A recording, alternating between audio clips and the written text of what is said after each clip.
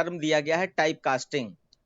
तो type casting में बच्चों क्या होता है कि इनपुट स्टेटमेंट में मैंने बताया था कि इनपुट फंक्शन जो है वो हर चीज को स्ट्रिंग फॉर्म में इनपुट करता है, यानी कोई भी चीज आपको इनपुट करानी है वो स्ट्रिंग फॉर्म में ही इनपुट करेगा। और स्ट्रिंग फॉर्म का मतलब है नंबर को भी वो कैरेक्टर समझेगा, स्ट्रिंग समझेगा। तो उससे क्या होता है कि अगर नंबर को हमने स्ट्रिंग फॉर्म में स्टोर कर लिया तो फिर वो उसके उस नंबर के साथ में स्टोर तो हो जाएगा, लेकिन उसके साथ में कैलकुलेशन नहीं परफॉर्म हो पाएगी। यानी प्लस माइनस इंटू डिवाइड इस टाइप का अगर हम कुछ करना चाहते हैं तो कैलकुलेशन परफॉर्म नहीं हो पाएगी। तो उसके लिए हम लोग क्या करते हैं, उसके लिए हम लोग टाइप कास्टिंग कर सकते हैं। तो टाइप कास्टिंग वैसे मैंने कल बताया था आप लोगों को कि टाइप कास्टिंग कैसे होती है। अभी मैं एक बार फिर से आपको रिवाइज करा दे रहा हूँ कि टाइप कास्टिंग में क्या होता है।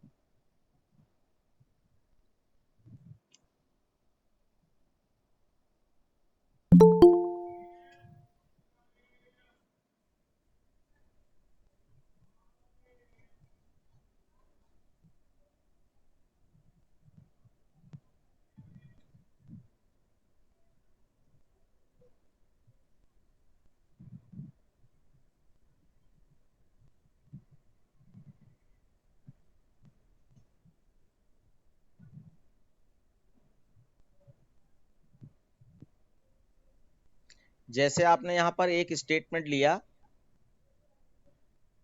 इनपुट स्टेटमेंट में, आपने ये दिखाई पड़ रहा होगा यहाँ पे लिखा है एंटर योर नेम। तो एक नाम इनपुट कराने के लिए है। तो आप अगर x इज इक्वल टू और इनपुट फंक्शन लिख देते हो तो ये नाम इसमें स्टोर हो जाएगा। अब यहीं पे अगर मैं यहाँ पे लिखूं प्रिंट फंक्शन में पहले एक मैसेज देना होगा कि क्या इनपुट करना है। तो प्रिंट और ब्रैकेट में मैंने यहाँ पर एंटर एज लिखा, एज। तो क्या होगा कि अगर आप यहाँ पे x is equal to input लिखते हो इस तरीके से, तो ये क्या करेगा, ये एज को स्टोर तो कराएगा। x आपका क्या है, एक वेरिएबल है। और वेरिएबल क्या होता है, एक मेमोरी होता है। तो मेमोरी में आप जो भी वैल्यू दे दोगे वो आपका यहाँ पे 23 स्टोर करा दिया इसने। लेकिन इस नंबर के साथ कोई कैलकुलेशन नहीं हो सकती। तो इसके लिए आप क्या करोगे, क्योंकि ये स्ट्रिंग फॉर्म में है, मैंने बताया था कि हर ऑब्जेक्ट जो है हर तरीके कोई भी ऑब्जेक्ट हर तरीके की वैल्यू स्टोर कर सकता है, लेकिन इनपुट फंक्शन का अपना नेचर है कि वो हर चीज को इनपुट जो है स्ट्रिंग फॉर्म में लेता है। तो इसलिए ये वेरिएबल स्ट्रिंग टाइप का बन जाएगा। अब यहाँ पे ये टाइप कास्टिंग आप देख रहे हो, तो टाइप कास्टिंग का मतलब होता है कि कोई एक डेटा टाइप किसी दूसरे डेटा टाइप में कन्वर्ट कराया जाए। One data type is convert into another data type. तो अब इस 23 को हम यहाँ पर इंटीजर, क्योंकि ये वैल्यू लेना चाहता हूं मैं, तो इंटीजर में कन्वर्ट कराना होगा। तो यहाँ पे ऐसे लिखा जा सकता है x इज इक्वल टू, आप यहाँ पर int लिख दीजिए, int, और फिर इसके अंदर आप इनपुट लिख दीजिए, इनपुट।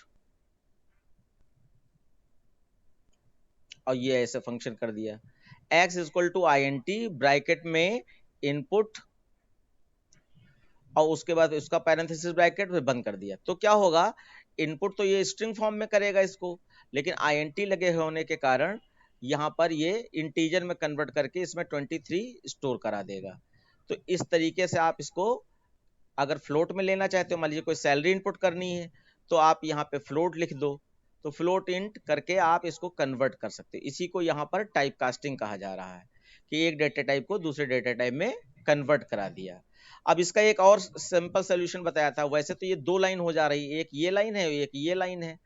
अगर आप चाहो तो इसको ऐसे भी कर सकते हो कि ये दोनों लाइन ना लिखकर आप सीधे लिखो x is equal to int, और ब्रैकेट में आप इनपुट फंक्शन लिखो, इनपुट, और इसके अंदर आप यहां पर एंटर एज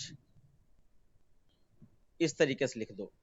तो क्या होगा, ये मैसेज भी आ जाएगा, मैसेज भी आ जाएगा और साथ में वो कन्वर्ट भी कर लेगा इंटीजर में और फिर एक्स में स्टोर भी करा देगा। तो ये एक ही लाइन में हो जाता है, और यहां पर इस तरीके से लिखने पर 2 लाइंस हो जाएंगी। बस इतना ही इसमें आपको जानना है। तो ये बात क्लियर हो गई बच्चों। इनपुट स्टेटमेंट कैसे दिया जाता है, दो तरीके हैं, या ये। जल्दी से कंफर्म करें। Yes sir. Yes sir. ठीक है, ओके। अब यहाँ पर टाइप कास्टिंग आपने समझ लिया कि टाइप कास्टिंग का मतलब है एक डेटा टाइप दूसरे डेटा टाइप में कन्वर्ट हो। कुछ एग्जाम्पल भी यहाँ पे दिए हैं, जैसे इंटीजर में आपको कन्वर्ट करना है तो 1 तो नॉर्मल इंटीजर होता ही है, ठीक है, और फिर भी अगर आप ऐसे लिखते हो तो इंटीजर इंटीजर में ही कन्वर्ट कर देगा। यहाँ पे जैसे 2.8 मान लीजिए, सपोज दैट आपने एंटर सैलरी किया या एंटर एज किया और एज में आपने 22 पॉइंट या 23 पॉइंट समथिंग लिख दिया, तो क्या आप तो वहां पे टाइप कास्टिंग तो इंटीजर में कर रहे होगे, तो इंटीजर में करने से क्या होगा कि ये 2.8 अगर आपने लिया होगा तो ये सिर्फ 2 ले लेगा, पॉइंट वाली वैल्यू छोड़ देगा, इंटीजर लगाने से ऐसा करेगा।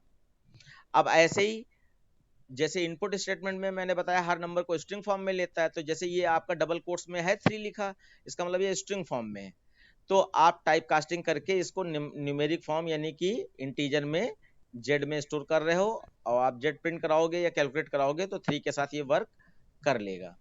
सेम एज यहाँ पर फ्लोट के लिए है कि अगर आप यहाँ पे इंटीजर वैल्यू दे रहे हो और आपने टाइप कास्टिंग में फ्लोट लिख रखा है, तो फ्लोट का मतलब ये 0.0 अपने आप से लगा देगा, क्योंकि इसमें रियल पार्ट तो कोई है नहीं, फ्रैक्शनल पार्ट, तो 0.0 अपने आप लगा देगा, तो आपका ये 1.0 स्टोर हो जाएगा।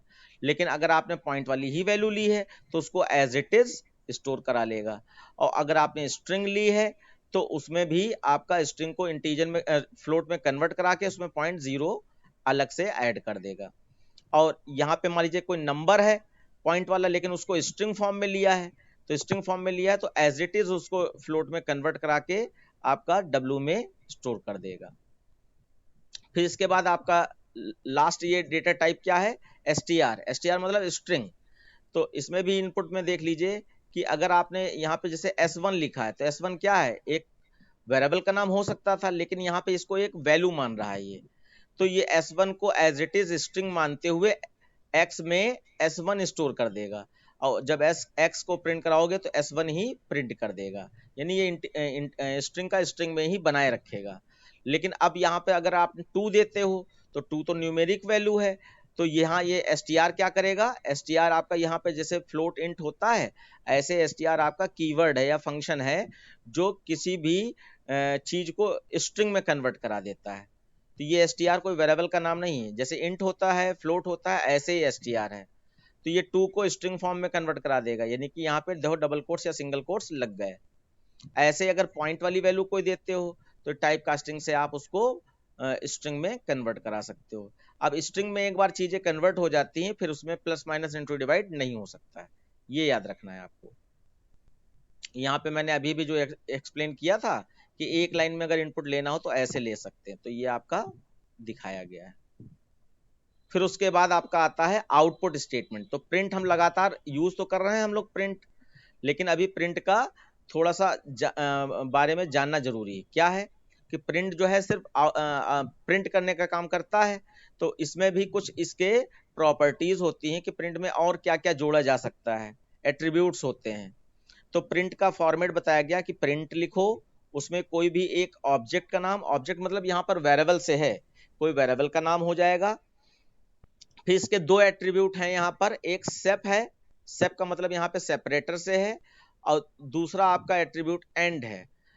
तो इन दोनों का क्या यूज है इसमें, पहले मैं इसको एक बार बता देता हूं ये क्या है। जैसे आपने ऑब्जेक्ट का मैंने बताया, तो ऑब्जेक्ट का मतलब है वेरिएबल, तो इट कैन बी वन और multiple object separated by comma, यानी यहाँ पे कहा जा रहा है कि आप एक वेरिएबल लें या एक से अधिक वेरिएबल लें, बस कॉमा से सेपरेट कर दें तो वो आपके ऑब्जेक्ट जो है वेरिएबल माने जाएंगे। फिर वहां पे प्रिंट में सेप का क्या मतलब है, sep argument specifies the separator character और string, it separate the objects items by default sep argument adds space in between the items when printing। तो सेप के बारे में बताया गया कि ये आपका एक सेपरेटर है कैरेक्टर या स्ट्रिंग का, और बाय डिफॉल्ट ये जब प्रिंट स्टेटमेंट में सेप दे देते हैं तो अगर इसमें कुछ नहीं लिखा गया है तो सेप क्या करता है, अगर एक से अधिक वेरिएबल लिए हैं तो उनके बीच में स्पेस ऐड कर देता है, यानी कि बीच में स्पेस, जैसे आपने राम कुमार लिखा तो बीच में स्पेस ले रहा है। अगर 2 ऑब्जेक्ट लिया है, एक वेरिएबल में राम लिया है, एक वेरिएबल में कुमार लिया है, तो आप दोनों वेरिएबल को अगर प्रिंट में प्रिंट कराओगे तो बीच में एक स्पेस ले लेता है। और बाकी इसमें और भी कैरेक्टर जोड़े जा सकते हैं, वो मैं अभी आपको दिखाता हूँ। फिर उसके बाद END एंड। एंड क्या है कि कोई भी चीज आप इनपुट कराते हो तो आप चाहते हो कि लास्ट में उसके कोई कैरेक्टर ऐड हो जाए, लास्ट में उसके ये चीज दिखाई पड़े। जैसे कि अगर कोई स्ट्रिंग सेंटेंस फॉर्म में ले रहे हो तो लास्ट में डॉट हो सकता है, क्वेश्चन मार्क हो सकता है। तो उस तरीके की कोई भी चीज अगर आप चाहते हो इनपुट करते समय ही या प्रिंट होते समय ही उसमें लग जाए, तो उसके लिए आप यहाँ पे END फंक्शन यूज कर सकते हो। और यहाँ पे लाइन भी चेंज करा सकते हो, जैसे कि यहाँ पे लिखा है it determines the end character that will be printed at the end of the print line. By default it has new line character। यानी एंड एट्रीब्यूट अगर आप यूज नहीं करते हो तो बाय डिफॉल्ट जैसे सेप में स्पेस ले लेता है, ऐसे इसमें लाइन चेंज करने वाला स्टेटमेंट यानी /n ले लेता है। अब इसके एग्जांपल देख लेते हैं हम लोग। एग्जांपल में जैसे x में हमने यहाँ पर 10 लिया है, ये x एक वेरिएबल है या आप कह लीजिए ये एक ऑब्जेक्ट है। y में 20 ले रखा है और z में आपने 30 ले रखा है। अब यहाँ पे देखिए कहा गया था एक से अधिक ऑब्जेक्ट कॉमा से सेपरेट किए जाते हैं, तो यहाँ पे x, y, z ये दे दिया। अब यहाँ पे ये सेप का क्या काम है? सेप का काम है कि हर वेरिएबल या ऑब्जेक्ट हर वेरिएबल के बाद में कोई स्पेशल कैरेक्टर या स्पेस देना चाहते हैं तो नहीं कुछ देते हैं तो स्पेस लेता है, अदरवाइज जो कैरेक्टर दे देंगे वो आ जाएगा। तो जैसे ये मैं यहाँ पे @ का साइन दे रहा हूँ तो इसका मतलब x में जो वैल्यू होगी उसके बाद भी @ का साइन आ जाएगा, y की वैल्यू के बाद आ जाएगा और z की वैल्यू के बाद आ जाएगा। और फिर यहाँ एंड में स्पेस दे दिया है, इसका मतलब लाइन चेंज नहीं होगी, एक स्पेस ऐड कर दिया गया है। तो आप यहाँ पे आउटपुट में देखना चाहें तो देखें, यहाँ पे x में 10 था तो 10 प्रिंट हुआ, उसके बाद यहाँ पर @ का साइन आ गया, फिर 20 प्रिंट हुआ, फिर @ का साइन आ गया। लेकिन यहाँ पे खास बात ये होती है कि ये जो लास्ट वाला वेरिएबल होगा, अगर मल्टीपल वेरिएबल है तो जो लास्ट वेरिएबल होगा उसके बाद ये अपने आप कुछ जो भी कैरेक्टर यहाँ दिया है वो कैरेक्टर लास्ट वाले वेरिएबल के बाद नहीं आता है। बीच में जितने भी जगह मिल रही हैं, जैसे यहाँ पे 3 वेरिएबल हैं तो 2 जगह बीच में मिल रही हैं, तो उन 2 जगह पर @ का साइन यूज कर देगा। अभी इसको मैं प्रैक्टिकली करके आपको दिखाऊंगा तो और क्लियर हो जाएगा। ठीक है, इसको प्रैक्टिकली करके दिखाता हूं फिर आपको प्रोग्रामिंग स्टार्ट करता हूं। तो आपको IDLE खोलना पड़ेगा, IDLE।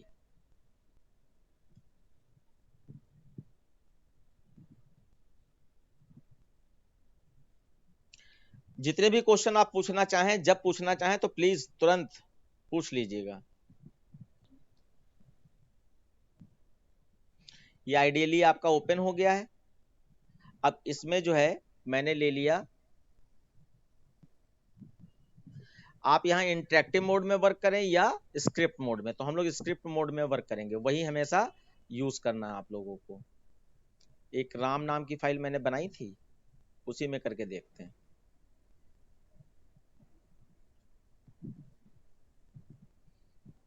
हाँ,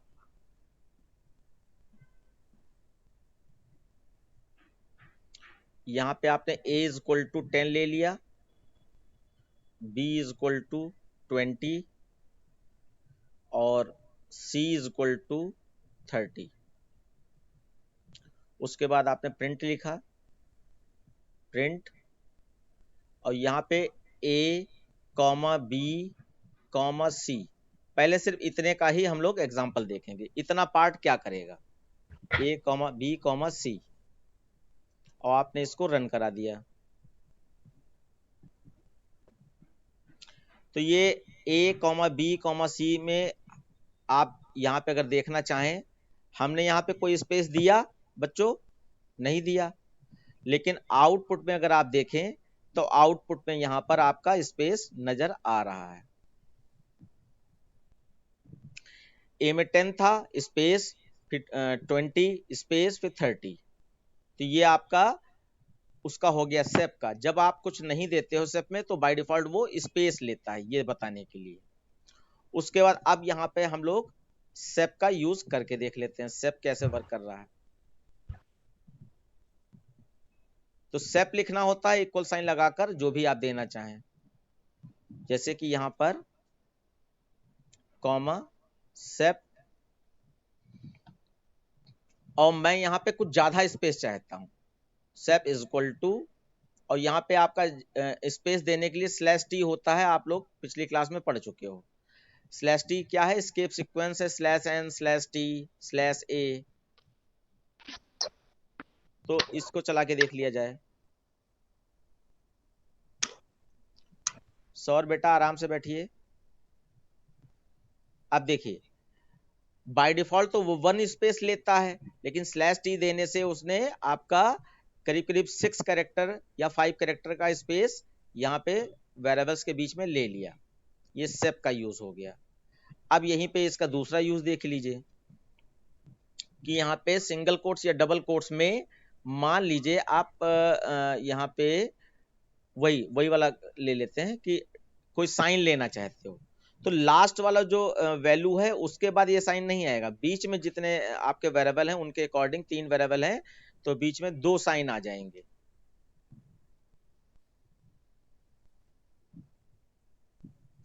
तो आप देखिए यहाँ पे अब मैंने एट द रेट ऑफ का साइन दे दिया था, इसलिए एट द रेट ऑफ का साइन यहां पर आ रहा है। लेकिन अब वो एंड वाला देख लेते हैं, यहां पर एंड में क्या करता है, ऐसे यहां पे जो साइन दे दोगे वो आ जाएगा। तो यहां पर एंड को जानने के लिए पहले हम आपको दिखा दें कि बाय डिफॉल्ट उसमें लिखा था कि एंड अपने आप लाइन चेंज कर लेता है, तो देखो लाइन चेंज करता है नहीं करता है। तो इसके लिए 2 प्रिंट बनाने पड़ेंगे।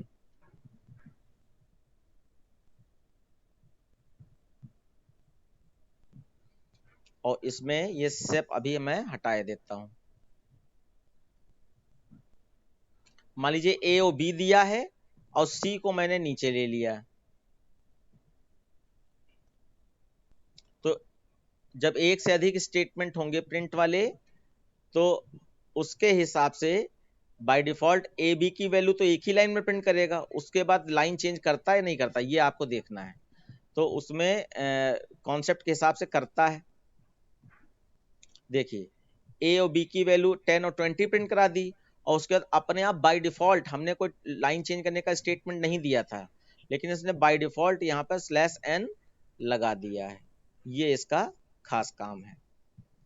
और ये किसकी वजह से किया है, एंड की वजह से, कि एंड का by default value line change करना होता है। अब हम लोग क्या करेंगे, अब मैं चाहता हूं लाइन चेंज ना हो, तो उसके लिए मैं क्या करूं, यहां पर comma E N D end लगाया, और एंड में मैं यहां पर क्या कर दूं, मैं एंडिंग में क्या चाहता हूं, एक डॉट चाहता हूं।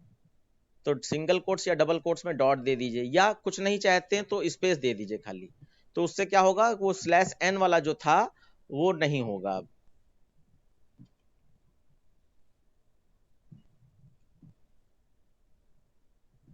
अब देखिए यहां पर 10 और 20 तो उसने अपना प्रिंट कर दिया, उसके बाद वो लाइन चेंज कर दे रहा था ऊपर वाले स्टेटमेंट के हिसाब से, लेकिन मैंने वहां पे एंड में क्या दे दिया, डॉट दे दिया, तो उसने डॉट दे दिया। और फिर दूसरा जो आपका प्रिंट स्टेटमेंट था उसने अपनी वैल्यू प्रिंट कर दी। तो ये 20.30 दिखाई पड़ रहा है, लेकिन ये पॉइंट सिर्फ जो मैंने दिया उसके कारण आ रहा है। अब यहां पर इसको करेक्ट कर दिया जाए, मैं सिर्फ स्पेस देना चाहता हूं ऐसे।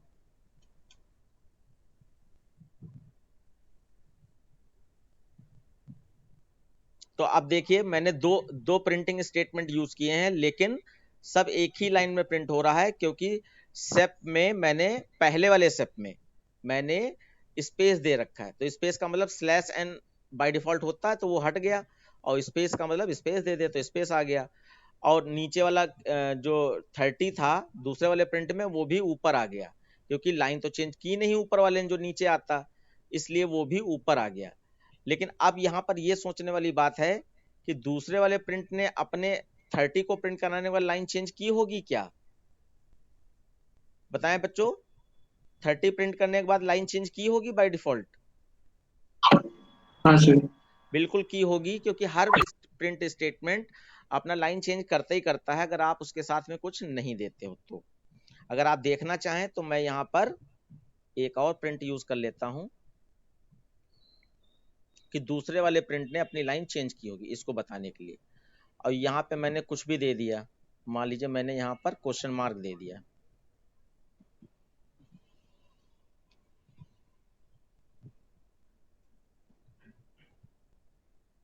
तो यहाँ पे देखिए दो स्टेटमेंट जो प्रिंट वाले थे वो तो सेम लाइन में आ गए, लेकिन दूसरे के बाद में मैंने कुछ नहीं दिया है तो बाय डिफॉल्ट वो लाइन चेंज कर रहा है।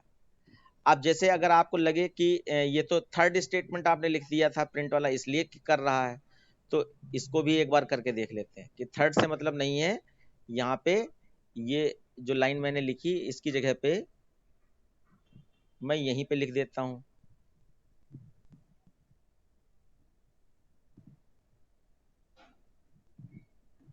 Comma question mark.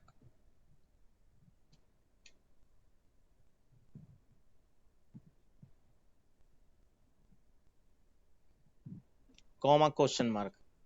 अच्छा, तो अब यहाँ पे कोई बच्चा बताएगा इसने जो है सेम लाइन में क्यों ले लिया, क्वेश्चन मार्क को सेम लाइन में क्यों ले लिया?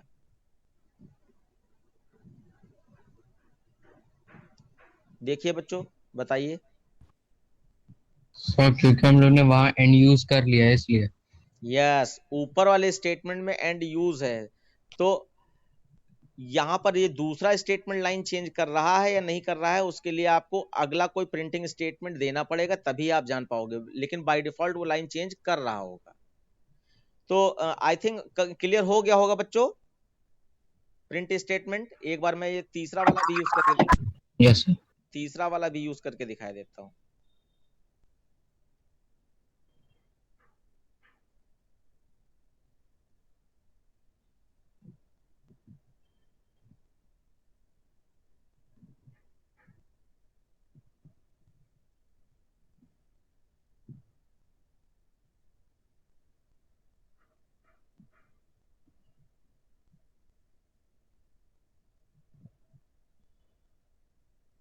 और मैंने कलर्स का भी बता दिया था कि जो फंक्शन या कीवर्ड हैं उनके कलर चेंज हो जाते हैं आइडियली में। तो यहाँ पे क्या है, एक्स वाई जेड या A B C, A B C, ABC जब प्रिंट होंगे तो ए के बाद आपका ये डॉलर साइन आ जाएगा और बी के बाद ये डॉलर साइन आ जाएगा, और सी के बाद यहां पर मैं लाइन नहीं चेंज कराना चाहता हूं तो इसलिए यहां स्पेस दे दिया गया है।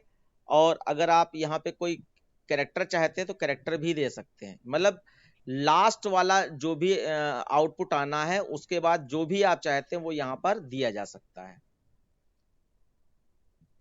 क्योंकि ये सेप जो है लास्ट वाले के बाद में कुछ ऐड नहीं करता है, तो उसके लिए आपको एंड एट्रीब्यूट का ही यूज करना पड़ेगा। ये वाले कॉपी पेस्ट में कॉमा ये वाला नहीं लेता है जावा ओ पाइथन।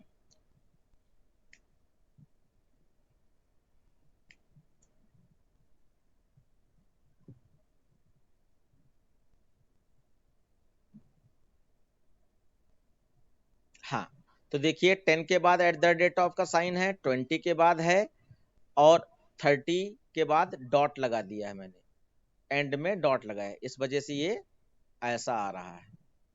अब हम लोग बच्चों प्रोग्रामिंग करके देखेंगे, ठीक है, प्रोग्रामिंग वाला पोर्शन। कोई क्वेश्चन हो किसी का तो आप प्लीज पूछ सकते हैं तुरंत के तुरंत। छोटी छोटी प्रोग्रामिंग से आज स्टार्ट कर रहा हूं मैं, और फिर यही प्रोग्राम हमारे बड़े बड़े हो जाएंगे। सबसे पहला है adding two numbers in Python. तो एक होता है फिक्स वैल्यू के साथ, एक होता है यूजर इनपुट वैल्यू के साथ। तो पहले मैं फिक्स वैल्यू के साथ में आपको दिखा रहा हूं। यहाँ पे वैल 1 इसमें 100.99 स्टोर किया, वैल 2 इसमें 76.15 स्टोर किया, और ये कमेंट लाइन के लिए दिया जाता है हैश का साइन, ये आपको उसी वीडियो में पढ़ाया गया है, कमेंट लाइन दिया गया कि किस लाइन में मैं क्या करने जा रहा हूं उसको बताया गया है। तो यहां पर आपका ये बाय डिफॉल्ट स्ट्रिंग फॉर्म में लेता है वेरिएबल, तो इसलिए इसको टाइप कास्टिंग से फ्लोट में कन्वर्ट किया गया। तो यहाँ पे फ्लोट लगा दिया गया और यहाँ पे फ्लोट लगा दिया गया, तो इससे क्या होगा, ये जो स्ट्रिंग फॉर्म में स्टोर हुई थी न्यूमेरिक वैल्यू, तो ये स्ट्रिंग फॉर्म से फ्लोट में कन्वर्ट हो जाएंगी। और फिर आप सम कर रहे हो तो ये सम हो जाएगा, फिर आप इसको प्रिंट करा रहे हो तो ये प्रिंट हो जाएगा। इस कोड को आप तुरंत के तुरंत देख लीजिए।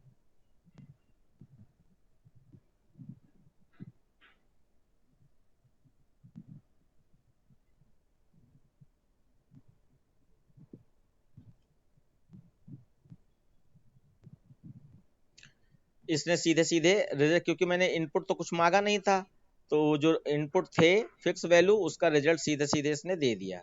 अब यहाँ पे मैं वो चीज करके दिखाना चाहता हूँ आपको कि अगर मैंने टाइप कास्टिंग ना की होती तो क्या हो जाता है, यानी कि ये फ्लोट ना लगाऊं तो क्या हो जाएगा। अपने मन से भी सोचिए कि अगर ये फ्लोट नहीं लगा रहे हैं तो ये कैसा बिहेव करेगा। यहाँ पर एक बार चलाने से पहले आपको बताना है। अब मैं फ्लोट नहीं लगा रहा हूं, यानी कन्वर्ट नहीं कर रहा हूं। हिमांशु ट्राई कीजिए, बताइए यहाँ पर क्या हो जाएगा लगभग मिलता जुलता। 100.99 फिर 76.15। यस, यानी इनको कॉन्कैट कर देगा, क्योंकि प्लस ऑपरेटर स्ट्रिंग में कॉन्कैटिनेशन करता है। तो इसको आप जो है यहाँ पर रन करा दीजिए। ये तो इसने ऐड कर दिया बच्चों, क्यों देखो,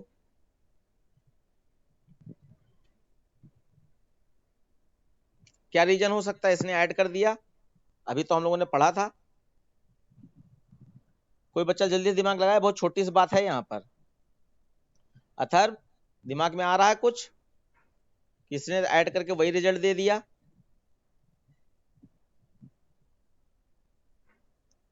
हाँ या ना में खाली जवाब दो। नहीं आ रहा है तो कोई बात नहीं, उसके लिए हम बैठे हैं। ओके, अवंतिका आपके दिमाग में आ रहा है। No sir. सौर बेटा आपके दिमाग में आ रहा है। No sir. हाँ, तो अब यानी कि मुझे ही बताना चाहिए। देखिए, आपको जो बताया गया था उसमें स्ट्रिंग वाली जो कॉन्सेप्ट बताई गई थी वो इनपुट फंक्शन के साथ बताई गई थी, कि जब आप इनपुट फंक्शन यूज करते हो तो वो बाय डिफॉल्ट हर वैल्यू को स्ट्रिंग फॉर्म में लेता है, बाय डिफॉल्ट हर वैल्यू को। और नॉर्मल वेरिएबल के बारे में तो ये बताया गया था आपको कि अगर आप यहाँ पे 100 लिख रहे हो तो ये वेरिएबल अपने आप को किस नेचर में ले लेगा, इंटीजर में ले लेगा। 100.99 लिख रहे हो तो ये अपने आप को बाय डिफॉल्ट फ्लोट में ले लेगा। तो ये तो डायरेक्ट वेरिएबल हम लोग यूज कर रहे हैं ना, हम लोग यहाँ पे इनपुट फंक्शन ये नहीं यूज कर रहे हैं, डायरेक्ट वेरिएबल यूज कर रहे हैं। तो डायरेक्ट वेरिएबल तो ये फ्लोट टाइप का वेरिएबल बन गया। अब जो वो कंफ्यूजन क्रिएट किया था मैंने कि यहाँ पे फ्लोट लिख दिया था, तो उसमें हम टाइप कास्टिंग किसी और क्लास में पढ़ाना चाह रहे होंगे तो वो पुराना लिखा था, इसीलिए वो लिखा था। अदरवाइज वेरिएबल का तो अपना नेचर है कि जिस टाइप की वैल्यू उसमें स्टोर करोगे वो उसी टाइप के नेचर में अपने आप को कन्वर्ट कर लेगा। तो ये फ्लोट टाइप के दोनों वेरिएबल थे, तो इसको अलग से टाइप कास्टिंग कराने की जरूरत नहीं थी। फ्लोट तो आपस में ऐड हो ही जाएंगे। तो यहाँ पर ये प्लस ऑपरेटर कॉन्कैटिनेशन नहीं कर रहा है, ये एडिशन ही कर रहा है, इसलिए दोनों में आपके ये सेम रिजल्ट आए हैं। यहाँ पे भी 177.14 आया, यहाँ पे भी आ गया है।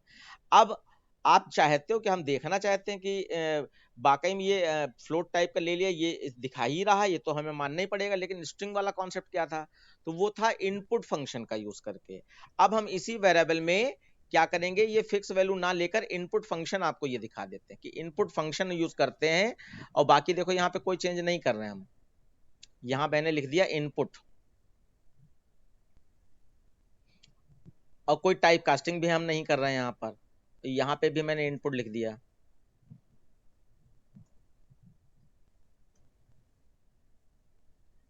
ठीक है, अब देखो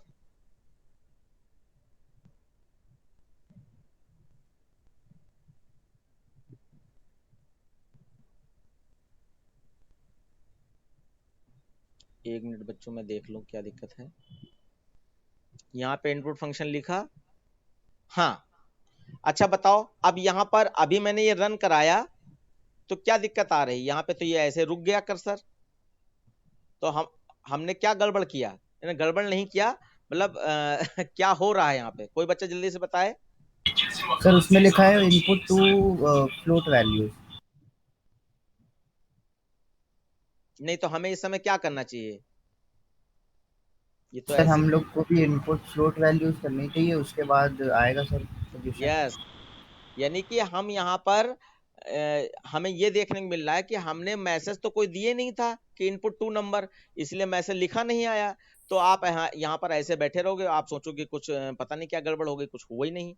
यहाँ पे वो सीधे सीधे वैल्यू मांग रहा है, तो आप जो मर्जी आए वो वैल्यू दे दीजिए। मान लीजिए हमने 5.2 दे दिया, 3 दे दिया, और फिर एंटर मारा, दूसरा वैल्यू दे दिया, मान लीजिए 2.9 दे दिया।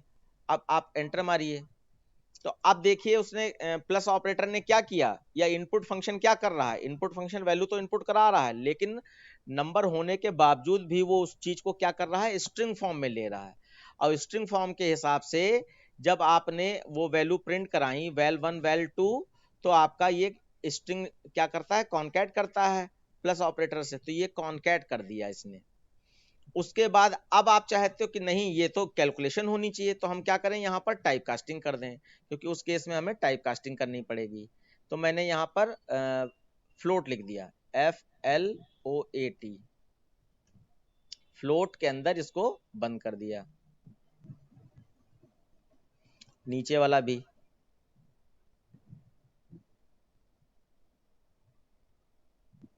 फ्लोट। अब बच्चों यहाँ पे समझ लो कि पहले ये स्ट्रिंग फॉर्म में तो इनपुट कराएगा, लेकिन फ्लोट लगने के कारण वो स्ट्रिंग वाली वैल्यू जो नंबर थी लेकिन स्ट्रिंग फॉर्म में थी, तो वो फ्लोट में कन्वर्ट हो जाएगी। और फिर उसके बाद आप यहाँ पे यूज कर रहे हो तो प्लस ऑपरेटर तो प्लस ही करवाएगा, तो यहाँ पर ये प्लस हो जाएगा। 2 नंबर दे दीजिए, जो मर्जी आए।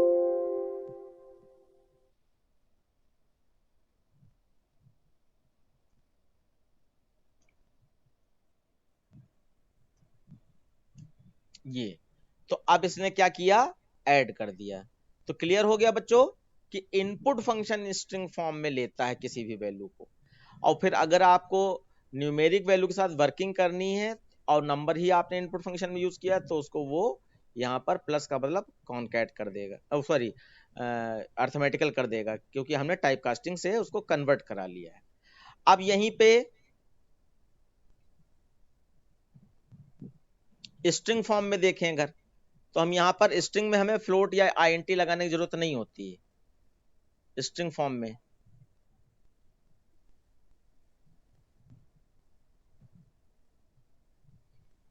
अब ये प्लस ऑपरेटर देखना क्या लिखा, मैसेज तो यही मैं छोड़ दे रहा हूं ऐसे लिखा हुआ, लेकिन ये कॉन्कैट करेगा। और यहाँ पे मैं क्या करूंगा, वैल्यू में वर्ड दे दूंगा।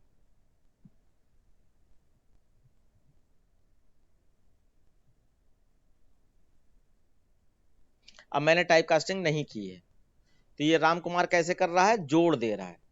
अब क्योंकि बीच में कोई स्पेस तो दिया नहीं है, इसलिए वो स्पेस आएगा भी नहीं, लेकिन इसको ये क्या कर रहा है, ऐड कर दे रहा है, कॉन्कैट कर दे रहा है।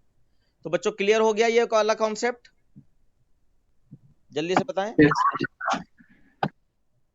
अवंतिका आपको आ गया? Yes sir. शिवांगी आपको आया? इनपुट क्या होता है, इनपुट का यस मतलब सर। हाँ, कि आपका जो है कंप्यूटर आपसे इनपुट लेना चाहता है, यानी जो यूजर प्रोग्राम बना रहा है उससे। अच्छा, प्रॉपर तरीका क्या है, प्रॉपर तरीका यह है कि आपको पहले ऊपर एक मैसेज देना चाहिए, प्रिंट में एक मैसेज देना चाहिए कि क्या इनपुट करा रहे हैं आप। तो यहाँ पे मैंने दे दिया एंटर 2 नंबर, 2 नेम कर लेते हैं। अच्छा, यहाँ पर एंटर 2 नेम, तो ये मैसेज देंगे तो क्या होगा, पहले लिख के आएगा कि क्या इनपुट कराना है।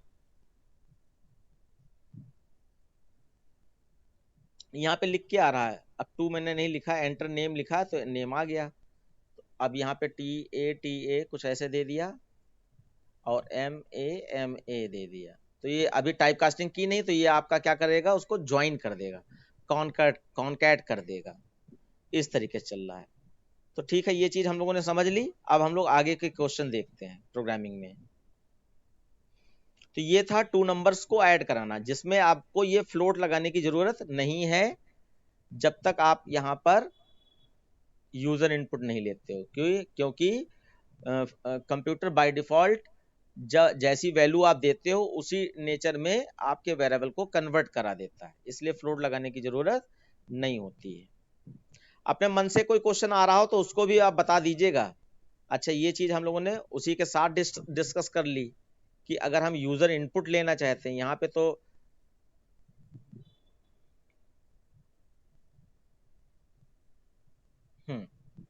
यूजर इनपुट लेना चाहते हैं, तो पहला तरीका आपका ये दिखाया गया।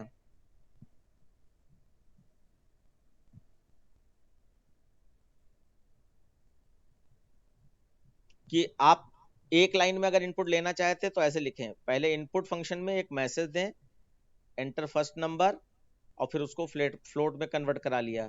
फिर इनपुट में दूसरा मैसेज दें, एंटर सेकंड नंबर, और फिर उसको फ्लोट में कन्वर्ट करा लिया। फिर इसको ऐड कर दीजिए, सम आ गया, और फिर सम को आप प्रिंट कर दीजिए। तो ये चीज हम लोगों ने अभी भी देखी है। अब यहाँ पे एक चीज ये दिखाई जा रही कि एक तो आप इनपुट करते समय ही आप फ्लोट में कन्वर्ट कर लो, एक तो ये चीज दिखाई जा रही, और एक है कि आप इनपुट तो स्ट्रिंग में करो, लेकिन जब कैलकुलेशन कर रहे हो, यानी कि ये वाला स्टेटमेंट, ये जब कर रहे हो तब फ्लोट में कन्वर्ट कर दो। तो देखो यहाँ पे दूसरे स्टेटमेंट जो दिखाया गया है, इसमें इनपुट करते समय यहाँ पर आपका कन्वर्ट नहीं किया गया है। इनपुट करते समय यहाँ पर कन्वर्ट नहीं किया गया है। देखिए, एंटर फर्स्ट नंबर लिखा और इनपुट के पहले फ्लोट नहीं है, एंटर सेकंड नंबर लिखा, इनपुट के पहले फ्लोट नहीं है।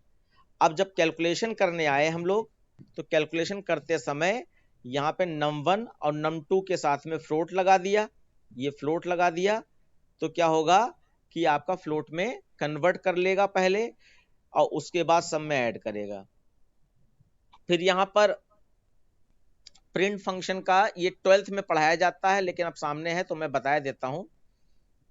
फॉर्मेट फंक्शन प्रिंट के साथ में यूज हो सकता है, जैसे कि आपका सेप और एंड, मैंने एट्रीब्यूट बताए थे, एक सेप होता है, एक एंड होता है। तो ऐसे ही इसमें प्रिंट फंक्शन का एक एट्रीब्यूट फॉर्मेट भी होता है। तो फॉर्मेट का काम क्या होता है कि आप पूरे मैसेज के बीच में भी वैल्यू प्रिंट करा सकते हो।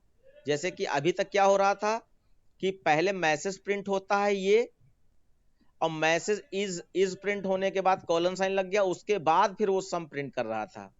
लेकिन हम चाहते हैं ये जो सम है, ये इनपुट वर्ड जो लिखा है इसके यहाँ पे प्रिंट हो जाए, या ये सम जो लिखा है इसके यहाँ पर प्रिंट हो जाए। तो यानी बीच में, मैसेज के बीच में कहीं पे भी, ये बच्चों ध्यान देना, मैसेज के बीच में कहीं पे भी आप कुछ भी प्रिंट कराना चाहते हो, तो आप फॉर्मेट फंक्शन का प्रिंट फंक्शन के साथ यूज करके ऐसा करा सकते हो। तो यहाँ पे देखो फॉर्मेट फंक्शन का यूज किया गया है। यहाँ पे जिसको प्रिंट कराना है फॉर्मेट में, वो वेरिएबल लिख दिए जाते हैं। अब ये वेरिएबल्स की वैल्यू कहां पर आए, तो ये पीछे जो आपका मैसेज है इसके अंदर आपको प्लेस होल्डर बनाने पड़ते हैं। प्लेस होल्डर मतलब वो जगह बनानी पड़ती है, और वो जगह बनाने का तरीका क्या है, कर्ली ब्रैकेट के अंदर हम लोग इंडेक्सिंग कर देते हैं। जैसे ये पहले वाले को हम 0 इंडेक्स नंबर पे मान रहे हैं, दूसरे वाले को 1 पे, और तीसरे वाले को 2 पे मान रहे हैं। तो अब यहाँ पर ये कर्ली ब्रैकेट के अंदर हमने 0 लिख दिया, इसका मतलब ये num1 अपनी वैल्यू ऑफ के बाद में यहां पर देगा, और num2 अपनी वैल्यू एंड के बाद में यहां पर देगा, और सम जो आया है वो अपनी वैल्यू इज के बाद में यहां पर देगा। तो ये कर्ली ब्रैकेट जो लिखा है ये नहीं प्रिंट होता है, इसकी जगह पर ये वैल्यूज प्रिंट होंगी, ये वैल्यूज प्रिंट होंगी। इसको हम लोग एक बार चला के देख लेते हैं कि ये कैसे वर्क कर रहा है।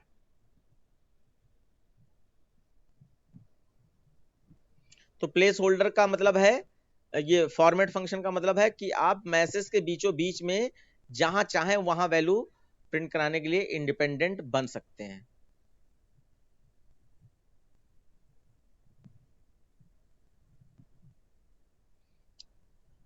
तो ध्यान से देखेंगे, पहले एंटर फर्स्ट नंबर पूछेगा, फिर एंटर सेकंड नंबर पूछेगा, और मैंने यहाँ पे टाइप कास्टिंग की नहीं है, इसका मतलब हमें वैल्यू कैलकुलेट करते समय टाइप कास्टिंग करनी पड़ेगी, तो ये कर ली। उसके बाद मैंने बताया कि num1 num2 यानी कि जो भी पहला दूसरा नंबर देंगे वो यहाँ num1 में आएगा और num2 में आएगा, और उसका सम आपका सम में आएगा। और ये वैल्यू कहाँ प्रिंट हो, तो लिख के आए।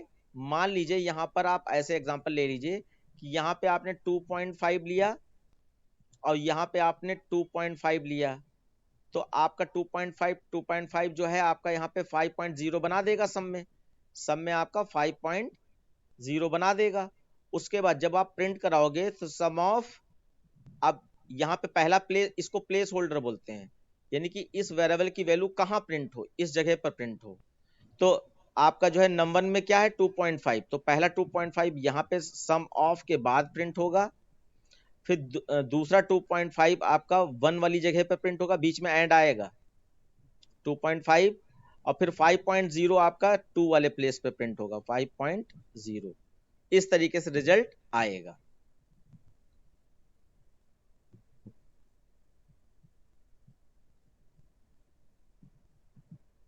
आपसे वैल्यू पूछ रहा है, तो मान लीजिए मैं 2.5 और उसके बाद मैंने दूसरी वैल्यू दे दिया, सपोज दैट 3.5 दे दिया। अब यहाँ पे आप देख सकते हो आउटपुट कि पहली वैल्यू आपकी यहाँ ऑफ के बाद में आ रही है, दूसरी वैल्यू आपकी एंड के बाद में आ रही है, और तीसरी वैल्यू आपकी इज के बाद में आ रही है। तो ये फॉर्मेट फंक्शन का यूज करके हमने ऐसा कराया है। बच्चों आया समझ में? Yes sir. यहाँ पे देख लीजिए, कोई कंफ्यूजन हो तो मैं 4 बार बताने के लिए तैयार हूं, लेकिन प्रॉपर तरीके से आपको बोलना पड़ेगा, बस और कुछ नहीं करना है। ये फॉर्मेट फंक्शन, और ये इसका तरीका क्या है कि जो भी चीजें आपको मैसेज में रखनी है उसको आप सिंगल कोट्स या डबल कोट्स में लिख दो, फिर डॉट लगाओ और डॉट के बाद फॉर्मेट फंक्शन लिखेंगे, और फिर फॉर्मेट फंक्शन के अंदर वो वेरिएबल्स के नाम कॉमा लगाकर सेपरेट कर दो, और उन वेरिएबल्स की वैल्यू कहां पर आए तो वो यहां पर आपको प्लेस होल्डर बनाने पड़ेंगे। यानी कि ये कर्ली ब्रैकेट के अंदर अगर मतलब एक से अधिक वैल्यू है तो आप यहां पर पहले वाली वैल्यू को 0 इंडेक्स नंबर देंगे, दूसरी वाली वैल्यू को प्लेस होल्डर में 1 इंडेक्स नंबर देंगे, तीसरी वाली वैल्यू को 2 इंडेक्स नंबर देंगे। और ऐसे ही आपके कम ज्यादा वैल्यू हो सकती है, मान लीजिए 2 ही वैल्यू है या एक ही वैल्यू है, ये खाली सिर्फ नम ही है, मान लीजिए सिर्फ नम, तो सपोज दैट मैं ये 2 वैल्यू हटा देता हूं, ठीक है, सिर्फ नम ले लेता हूं, तो नम अपना एक वैल्यू वहां पर दे देगा, और बाकी यहां पे क्या होगा, ये फंक्शन क्या वर्क करता है उसके हिसाब से देख लीजिए। पहली वैल्यू, दूसरी एक मिनट फिर से चलाना पड़ेगा।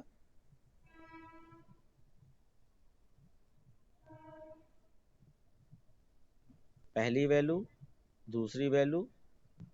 अब यहाँ पे एरर क्यों आ गई? एरर इसलिए आ गई कि फॉर्मेट फंक्शन में मैंने प्लेस होल्डर 3 बना दिए, और जिन 3 प्लेस होल्डर में पहले प्लेस होल्डर की वैल्यू तो यहाँ पे इसको इंडेक्स नंबर मिल गया, लेकिन दूसरे प्लेस होल्डर और तीसरे प्लेस होल्डर की जगह हमें नहीं मिल पा रही, इस वजह से इसने एरर शो कर दी। तो यानी कि ये कंफर्म हो गया होगा आपको कि जितनी प्लेस होल्डर आप बनाओगे उतनी वैल्यू आपको देनी ही पड़ेगी, देन ये एग्जैक्ट रन होगा, अदरवाइज एरर शो करेगा। अब यहाँ पे मैं दोबारा इसको रन करा रहा हूं, रिजल्ट कुछ भी आए, लेकिन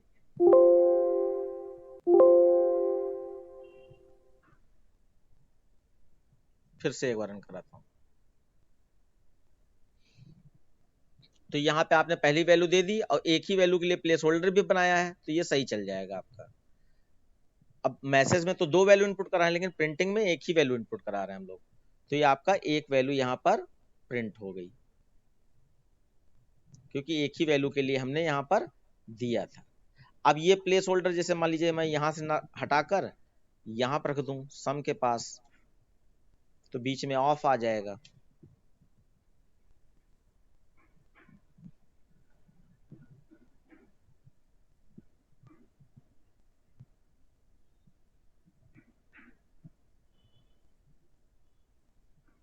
तो ये ऑफ से पहले वैल्यू आ गई। अब तो बच्चों क्लियर हो गया होगा बिल्कुल? Yes, sir. ठीक है। अब बच्चों हम लोग यहाँ पर आगे के प्रोग्राम देखते हैं, क्योंकि मैंने आज आपको ये कहा है कि आपको प्रोग्राम करना आ जाएगा। तो ये छोटे छोटे प्रोग्राम है, अब मैं प्रैक्टिकली यहाँ पर ना आकर सीधे प्रोग्राम ही आपको समझाऊंगा।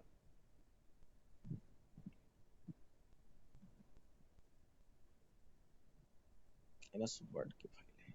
ठीक, देखिए ये आपका नेक्स्ट क्वेश्चन है।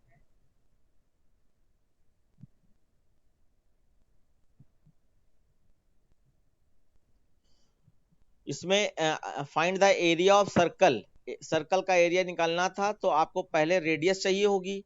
तो इनपुट फंक्शन में एंटर रेडियस मैसेज दे दिया, तो एक मैसेज आएगा एंटर रेडियस, तो आप कोई रेडियस इनपुट कराओगे, और रेडियस इनपुट कराने के बाद ये फ्लोट से हमने रेडियस को पॉइंट में कन्वर्ट कर लिया, रेडियस नाम के फंक्शन में, सॉरी वेरिएबल में स्टोर करा लिया।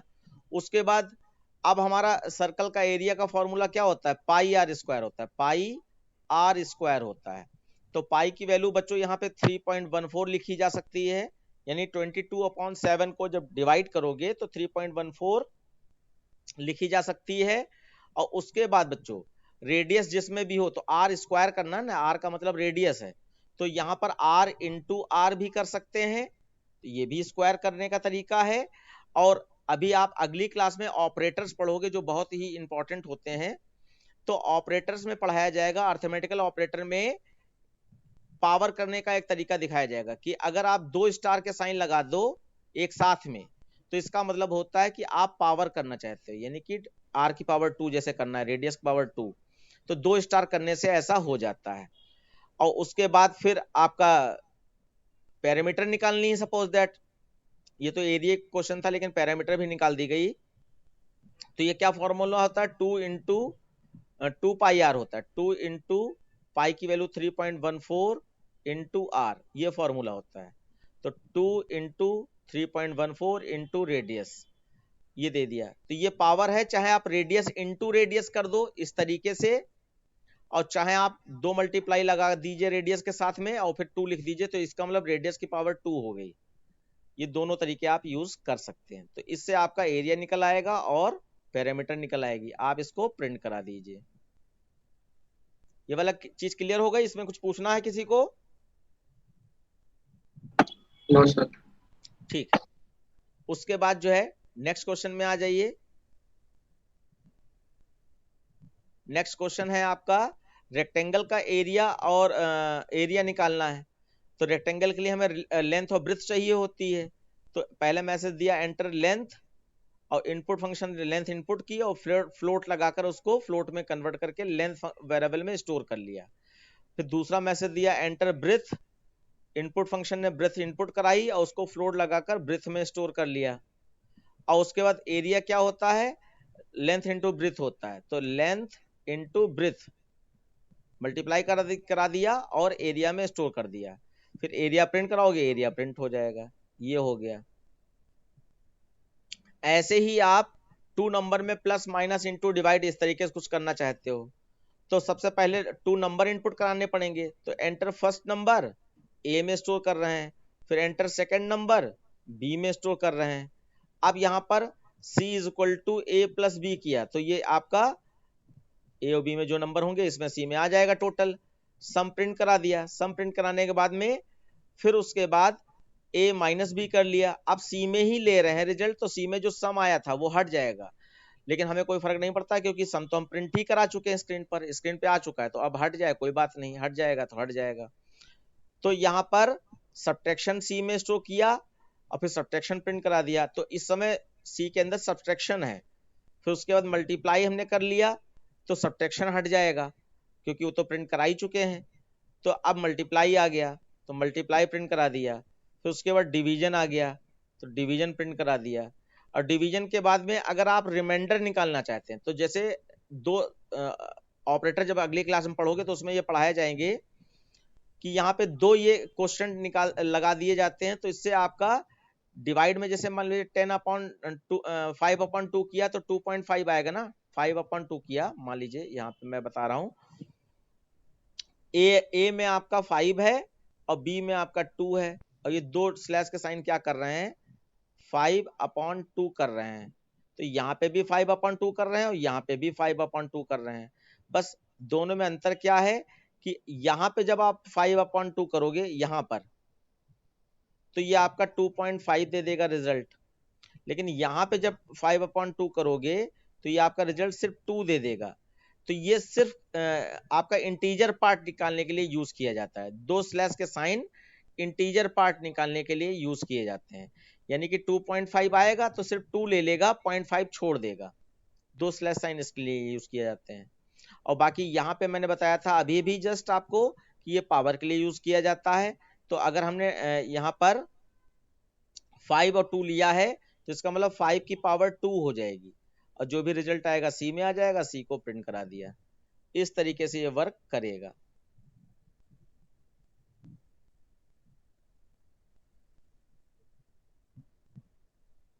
कोई क्वेश्चन हो प्लीज बोल दीजिएगा बीच में। ऐसे बहुत सारे प्रोग्राम हैं। मान लीजिए हमारा एक क्वेश्चन है कि कोई एक टेम्परेचर इनपुट कराइए डिग्री सेंटीग्रेड में और उसको फ़ारेनहाइट में कन्वर्ट कराना है। तो enter temperature in degree centigrade message दिया आपने, और जो भी वैल्यू मैसेज देखकर आप दोगे वो सी में स्टोर हो जाएगी। और फिर ये फॉर्मूला लगा दिया, F इक्वल टू ये 9/5 है जिसको 1.8 लिखा गया है, 9/5 इंटू सी प्लस 32। ऐसा लिखने से आपका जो भी डिग्री सेंटीग्रेड में सी में टेम्परेचर था वो फ़ारेनहाइट में कन्वर्ट हो जाएगा, और फिर आप उसको प्रिंट करा सकते हो। तो इस तरीके से ये आपके क्वेश्चन हो जाएंगे। ऐसे और भी क्वेश्चन हैं। मैं कुछ क्वेश्चन आपको आज अभी ये जो बचे हुए हैं तो ये आपको मैं क्वेश्चन दे दूंगा, आप थोड़ा सा ट्राई कीजिएगा और देखिएगा। क्योंकि ऐसा होता है ना कि जब आप खुद लिखते हो तब आपके दिमाग में जो जाता है वो रियल में आपके दिमाग में कुछ होगा, तभी आप कुछ कर पाओगे और वो रियल में जाएगा। लेकिन ऐसे हम पढ़ा रहे हैं तो उस तरीके से हो सकता है 50% किसी को समझ में आ रहा हो और 50% ना समझ में आ रहा हो। लेकिन वर्क करने से आपका वो 50% जो नहीं समझ में आ रहा था वो पूरा 100% हो जाता है। कि अगर नहीं समझ में आ रहा होगा तो एटलीस्ट अभी तो आप कह रहे हो यस सर समझ में आ गया, यस सर समझ में आ गया, लेकिन अगली बार आपको जब ये खुद करके देखोगे तो पता चलेगा कि हाँ ये हम नहीं कर पाए, तो आप यही चीजें हमसे पूछ पाओगे। तो ये कुछ क्वेश्चन मैं यहाँ पर आपको रिटन वे में दे दूंगा, आपके व्हाट्सएप पे आ जाएगा, और उसको करके रखिएगा। अगली क्लास में उसको हम लोग डिस्कस करेंगे और ऑपरेटर टॉपिक भी देखेंगे। अब क्योंकि दूसरी क्लास का टाइम हो गया इसलिए मुझे यहाँ पर क्लास लीव करनी पड़ेगी। ठीक है बच्चों, लीव किया जाए? Yes Yes. ओके Thank बच्चों। you.